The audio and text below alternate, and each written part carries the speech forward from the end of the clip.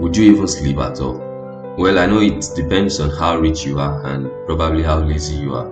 You still might sleep, but the fact is that as the money offered increases, your tendency towards laziness or your lack of self-discipline decreases. So now the money serves as a motivation for you. The point is that your lack of self-discipline is actually lack of motivation, and your lack of motivation is primarily due to one of these things, probably the lack of a tangible, achievable goal, lack of a routine, or even hopelessness that results from the realization that the goal you set for yourself are too big to achieve. So let me ask you all, what other factors do you think can make someone feel hopeless about their goals? Share your thoughts with us in the comments. When you are working towards something and you can picture or visualize a big result, there is probability that you will be motivated to continue and achieve it. In military, for example, cadets are asked to make their beds as soon as they wake up in the morning. And as small as this habit, it builds a little confidence, and then the confidence is then used to perform, slightly more difficult tasks. So as individuals, we also need to start by doing a small task, then build on it.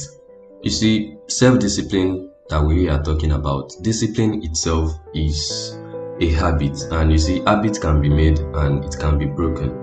If there is something you normally do and you don't want to continue doing it, definitely you can stop it. And if there is something you want to do that you have not been doing, you can begin, you can start anytime. All that is needed is consistency in your actions, and once you have made discipline a habit, it becomes a lot easier to maintain it. And the hardest part is during the beginning, when it takes conscious willpower to motivate yourself. But after you break through that initial period, it becomes quite easy. So in order to have self-discipline, you have to understand what motivates humans to do what they do. Humans, we like pleasure and we hate feeling pain. Everything we do is so that we can maximize our pleasure and minimize our pain. So it's as simple as that. Often we get these things mixed up, however, or we make our actions in terms of what pleasure we will gain in the short time instead of thinking in the long term. Take healthy eating, for example. People eat unhealthy because they think in terms of the immediate pleasure they will get. For example, someone that wants to eat a burger, wants to eat a donut. I'm not saying it's bad, but too much of everything is bad. They want to eat it because it's good, it's tasty, it is sweet. What they fail to realize is that eating healthy foods provides much better long-term pleasure than eating unhealthy.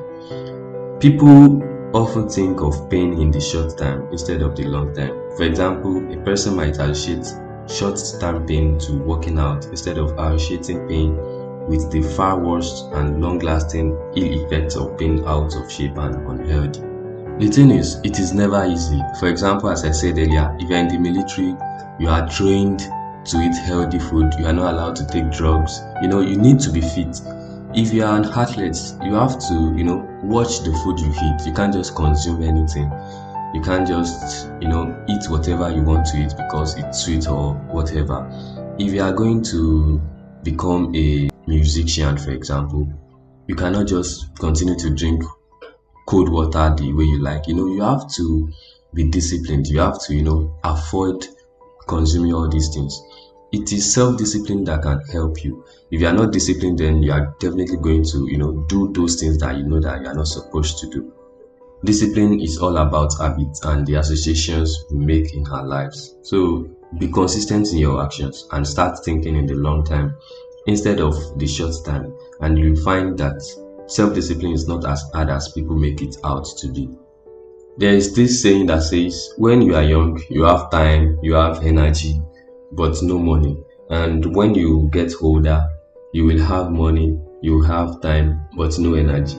You want to know the secret to discipline? It's just to remember what you want. So the question now is, what do you want? Maybe you just want to have a comfortable life. You want to be in control of your health. You want to be in control of your career. Maybe it's having a roof over your head in your name. Maybe it's just having enough to know that you don't have to worry about money. So whatever it is, ask yourself, are you ever going to get it doing things the way you do them right now? And if your answer is no, then you have to change that.